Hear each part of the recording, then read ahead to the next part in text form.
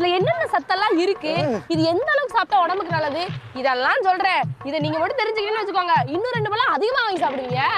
நம்ம எல்லாரும் இந்த தர்பூசணியில வெறும் சிவப்பா இருக்கிறது மட்டும் கடிச்சு சாப்பிடுறோம். அது மட்டும் இல்லாம அதுக்கடியில வெள்ளையா இருக்கும் பாத்தியா, அதையும் சேர்த்து சாப்பிடணும். அப்பதான் அந்த தர்பூசணி இருக்க சிட்டுலின் அப்படின்ற சத்து நம்ம உடம்புல இருக்க ரத்த நாளத்தை எல்லாத்தையுமே விரிவடை செஞ்சு ரத்த ஓட்டத்தை அதிகப்படுத்தும். இந்த வெயில் காலத்துல தாகத்தை தணிக்கிறது மட்டும் இல்ல தண்ணி பணம், இதுல விட்டமின் இருக்கு, பொட்டாசியம் இருக்கு, இரும்பு சத்து இருக்கு, இந்த மாதிரி ஏகப்பட்ட சத்து இருக்கு.